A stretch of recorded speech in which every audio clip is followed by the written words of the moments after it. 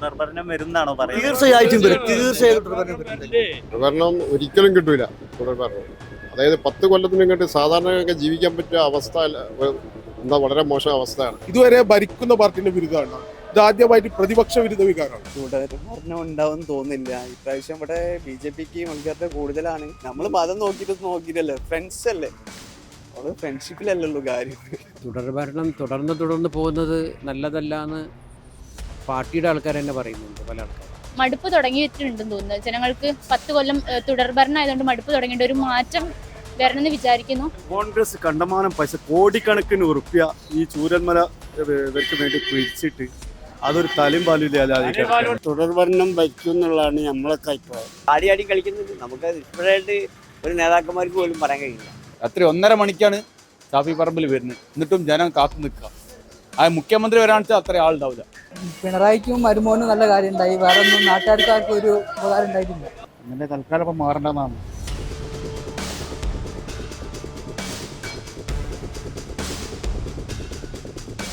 പത്ത് വർഷത്തെ LDF സർക്കാരാണ് ഇവിടെ നിൽക്കുന്നത്.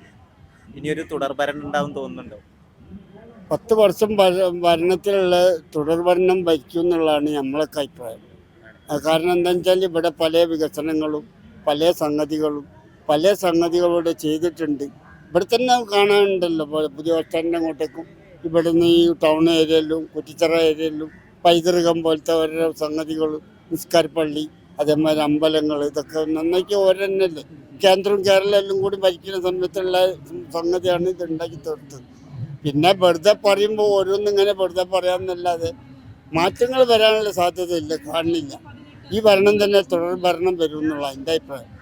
മുഖ്യമന്ത്രി ആരാവും തോന്നുന്നു? മുഖ്യമന്ത്രി പിന്നെ പിണറായി ആവാൻ സാധ്യതയില്ല. ഇനി മൂപ്പരെ കൊണ്ട് സാധിക്കുമെന്ന് എനിക്ക് തോന്നുന്നില്ല. തുടർഭരണം ഉണ്ടാവും തോന്നില്ല. ഇപ്രാവശ്യം ഇവിടെ BJPക്ക് മുൻകരുതൽ കൂടുതലാണ്. ഇപ്രാവശ്യം ഇവിടെ BJP ജയിക്കണം എന്നുണ്ട്, ഓക്കെയാണ്. പക്ഷെ ആര് ഭരിച്ചാലും നമ്മളെ വീട്ടിലേക്ക് നമ്മൾ നയിച്ചാലല്ലോ വീട്ടിലേക്ക് കൊണ്ടുവരാൻ കഴിയുള്ളൂ, അല്ലാതെ ഒരിക്കലും കൊണ്ടുവരാൻ കഴിയില്ലല്ലോ. ആര് ഭരിച്ചാലും നമ്മൾ ഓക്കെയാണ്. എന്നാലും നമുക്ക് ഈ യുവ തലമുറയ്ക്ക് കുറച്ച് മുൻതൂക്കം കൊടുക്കണം, എന്നാലുള്ളൂ ഓക്കെ ആയിരിക്കാം. ഇപ്പൊ യൂത്തിനിടയിൽ പൊളിറ്റിക്സിനോടുള്ളൊരു താല്പര്യം കുറവാണെന്ന് പറയുന്നത് ശരിയാണ്? അതെ, താല്പര്യം കുറവാണ്. യൂത്ത് ഓൾറെഡി എൻജോയ് നടക്കുന്ന ടൈമാണല്ലോ. ഇപ്പോൾ ഒരു ജാതി, ഒരു മതം, ഒരു ദൈവം, അതിനപ്പുറത്തേക്കൊന്നും വരുന്നില്ലല്ലോ. നമ്മൾ മതം നോക്കിയിട്ടല്ലേ, ഫ്രണ്ട്സ് അല്ലേ, നമ്മള് ഫ്രണ്ട്ഷിപ്പിലല്ലല്ലോ കാര്യം. വികസനം ശരിക്കും ജനങ്ങൾക്ക് മുന്നിലേക്ക് എടുത്തു കാണിക്കുകയാണ് ചെയ്യുന്നത് ഇടതുപക്ഷം.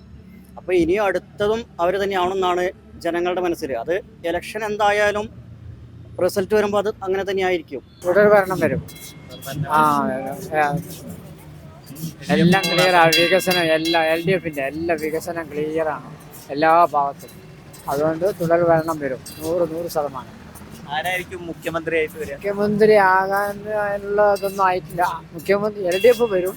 മുഖ്യമന്ത്രി ആരാണെന്നുള്ളത് തീരുമാനിക്കും, പാർട്ടി തീരുമാനിക്കും. തുടക്കത്തിൽ UDF വരുന്നേന്നു നമ്മൾ നിഷ്പക്ഷമായിട്ടോടെ പറയുന്നത്. നമുക്ക് ഇന്ന പാർട്ടി ഒന്നുമില്ല. നമ്മളെ കുറച്ച് മുന്നേ വരെ നമുക്ക് UDF വരും എന്നുള്ളൊരു പ്രതീക്ഷ ഉണ്ടായിരുന്നു. പക്ഷേ 2 ദിവസം ഇങ്ങോട്ട് നോക്കുന്ന സമയത്ത് ചിലപ്പോൾ LDF തന്നെ വന്നാലോ എന്നുള്ളൊരു വീണ്ടും വരും എന്നുള്ളൊരു തോന്നൽ വരുന്നുണ്ട്. അത് എന്താണെന്നറിയില്ല. ഇപ്പോൾ നമ്മൾ മൊത്തത്തിൽ കാണുന്ന ഒരു ഇതുകൊണ്ടാണോ എന്നറിയില്ല. ഭരണത്തിൽ ഇപ്പോൾ കോഴിക്കോടൊക്കെ വരാൻ പറ്റുന്ന ഒരു മാറ്റങ്ങൾ എന്തൊക്കെയാണ്? പുതിയ ഭരണത്തിൽ കോഴിക്കോട് എന്ന് പറഞ്ഞാൽ നമ്മൾ ഇപ്പോൾ മാനാഞ്ചിറ സ്ക്വയർ മാതിരി നല്ലൊരു ശുദ്ധമായി കിട്ടുന്ന ഒരു ഇതേമാതിരി കുട്ടികളൊക്കെ വന്നിരിക്കാനും നല്ലൊരു പ്ലേസ്, ഇവിടെയും പ്ലേസ് തന്നെയാണ്. ഇപ്പോൾ നമ്മളിപ്പോൾ മാനാഞ്ചിറ നോക്കിക്കഴിഞ്ഞാൽ ഇത്രയും വലിയൊരു നഗരത്തിൽ ഒരു വൈകുന്നേരം പോവുകയാണെങ്കിൽ നമ്മളൊരു ഗ്രാമങ്ങളിൽ ചെന്നൊരു പ്രതീതിയാണ്. അങ്ങനത്തെ ഒരു സ്ഥലം കൂടെ ഒന്ന് ആയി കിട്ടിയാൽ നല്ലതായിരിക്കും. UDF വരികയാണെങ്കിൽ VD സതീശൻ വരണം എന്നാണ് ആഗ്രഹിക്കുന്നത്. കാരണം അങ്ങേരാണ് ഒരുപാട് കഷ്ടപ്പെടുന്നത് ഈ പാർട്ടിയെ UDFന് വരുത്താൻ വേണ്ടിയിട്ട്. പിന്നെ LDFന് എന്തായാലും പിണറായി വിജയൻ സാറാണ് വരിക എന്നുള്ള കാര്യം ഉറപ്പാണല്ലോ. UDF ഈ ഭരണത്തിലെ പോരായ്മകൾ എന്തൊക്കെയായിരുന്നു? പോരായ്മകൾ UDF വരണമെന്ന് അഭിപ്രായം. അടുത്ത മുഖ്യമന്ത്രി ആരായിരിക്കും? മുഖ്യമന്ത്രി ഹൈക്കമാൻഡ് തീരുമാനമല്ലേ. അടുത്ത ഭരണം എന്ന് പറഞ്ഞിട്ടുണ്ടെങ്കിൽ LDF വരാനുള്ള ചാൻസ് ഉണ്ട്. പക്ഷേ അല്ല ദുർഘടം പിടിച്ചിട്ടായിരിക്കും അത് വരികയാണെങ്കിൽ തന്നെ വരിക. കുറച്ച് പ്രയാസപ്പെട്ടിട്ടായിരിക്കും വരിക. ഈ UDF ഭരണത്തിൽ വരികയാണെങ്കിൽ ആരായിരിക്കും മുഖ്യമന്ത്രി?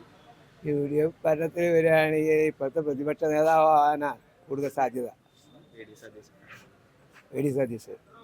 കോഴിക്കോട് പുരോഗതിച്ചാൽ കോഴിക്കോട് ബേപ്പൂർ തുറമുഖം വികസിപ്പിച്ചാൽ മാത്രമേ കോഴിക്കോടിന് ഒരു വികസനം ഉണ്ടാവുള്ളൂ. അല്ലാത്ത കാലത്തോളം കോഴിക്കോടിന് വികസനം ഉണ്ടാവില്ല.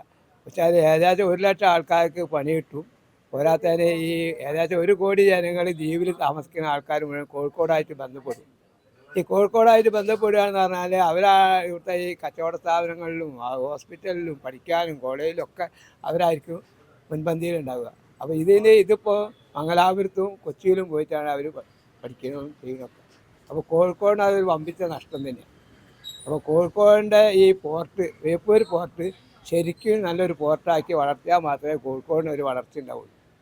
ഒരു 5 ഡിസ്ട്രിക്റ്റിലുള്ള വെച്ചാൽ കാസർഗോഡ്, കണ്ണൂർ, പിന്നെ കോഴിക്കോട്, വയനാട്, പാലക്കാട്, തൃശ്ശൂർ വരെയുള്ള എല്ലാ സാധനങ്ങളും കയറ്റുമതിയും ഇറക്കുമതിയും ചെയ്യണമെങ്കിൽ കോഴിക്കോടാണ് ഏറ്റവും സൗകര്യം. അതിനുള്ളൊരു സൗകര്യം ഏത് പാർട്ടിക്ക് ഉണ്ടാക്കാൻ കഴിയുക അന്നേ കോഴിക്കോട് നന്നാവുള്ളൂ.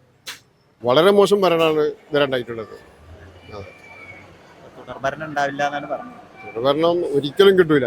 തുടർഭരണം അതായത് 10 കൊല്ലത്തിന് ഇങ്ങോട്ട് സാധാരണയൊക്കെ ജീവിക്കാൻ പറ്റിയ അവസ്ഥ വളരെ മോശം അവസ്ഥയാണ്.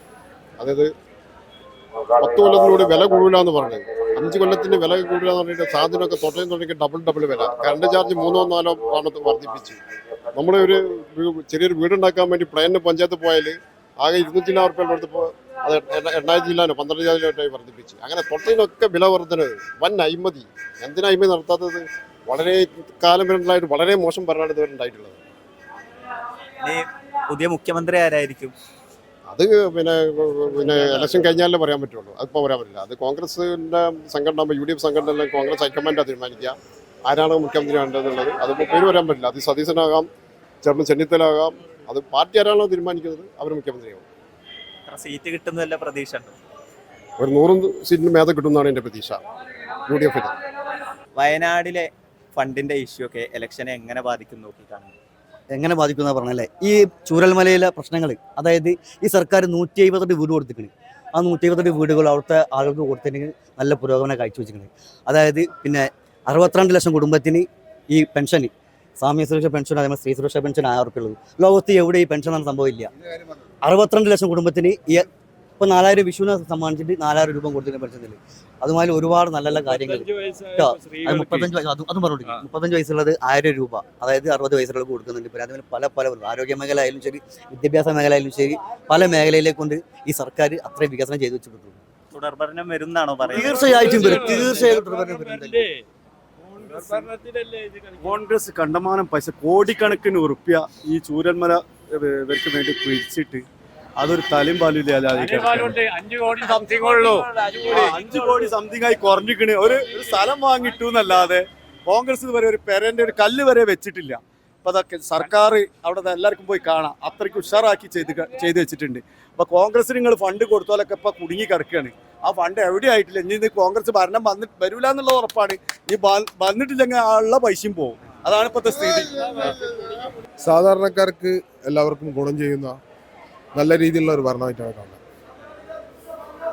വികസന പരിപാടികൾ, വികസനത്തിൽ കേരളം ഇതുവരെ കാണാത്ത, ചരിത്രത്തിൽ ആദ്യമായിട്ട് ഏറ്റവും കൂടുതൽ വികസനം വന്ന ഒരു ഗവൺമെന്റായിട്ടാണ്. ഒരു ഭരണവിരുദ്ധ വികാരം നിലനിൽക്കുന്നുണ്ട്. യഥാർത്ഥത്തിൽ ഭരണവിരുദ്ധ വികാരമില്ല, പ്രതിപക്ഷ വിരുദ്ധ വികാരമാണ്. പാവപ്പെട്ടവരുടെ പൈസ വഞ്ചിച്ച കോൺഗ്രസിനെതിരെയുള്ള പ്രതിപക്ഷ വിരുദ്ധ വികാരമാണ് ചരിത്രത്തിൽ ആദ്യമായിട്ട്. ഇതുവരെ ഭരിക്കുന്ന പാർട്ടിന്റെ വിരുദ്ധമാണ്. ഇത് ആദ്യമായിട്ട് പ്രതിപക്ഷ വിരുദ്ധ വികാരമാണ്. അടുത്ത മുഖ്യമന്ത്രി ആരായിരിക്കും? അടുത്ത മുഖ്യമന്ത്രി പിണറായി വിജയൻ തന്നെ ആയിരിക്കും. കാരണം കൂടുതൽ സീറ്റ് കിട്ടുന്ന പാർട്ടിക്കാണ് മുഖ്യമന്ത്രി ഉണ്ടാവുക. തീർച്ചയായും LDFന് 80 അധികം സീറ്റുകൾ ഉണ്ടാവും. പിണറായി വിജയൻ തന്നെ വീണ്ടും മുഖ്യമന്ത്രിയാവും. തീർച്ചയായും ഭരണമാറ്റം ആവശ്യമാണ്. UDF വരും, 100 സീറ്റിലധികം ഇതിൽ വരുന്നതെന്നാണ് നമ്മുടെ ആഗ്രഹം. പിണറായിസത്തെ തീർച്ചയായും ഇല്ലാതാക്കണം. കഴിഞ്ഞ 10 കൊല്ലത്തെ ഭരണത്തിൽ എന്തൊക്കെയായിരുന്നു പോരായ്മകൾ?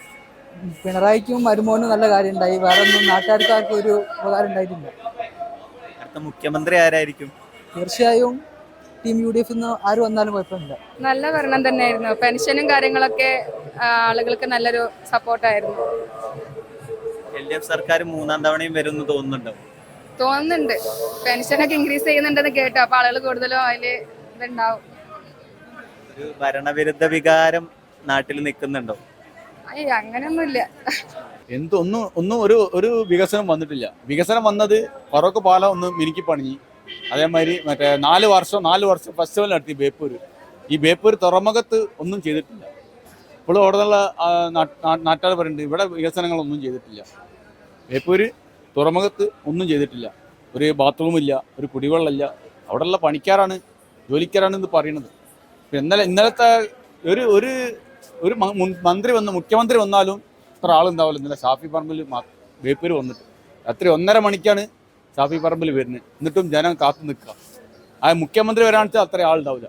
ഇപ്പോഴത്തെ അവസ്ഥ അങ്ങനെയാണ്. ഭരണം UDF എന്തായാലും കൊണ്ടുപോകും. തീർച്ചയായിട്ടും ഒരു 85 സീറ്റെങ്കിലും UDF ഉണ്ടാവും, അത് ഉറപ്പാണ്.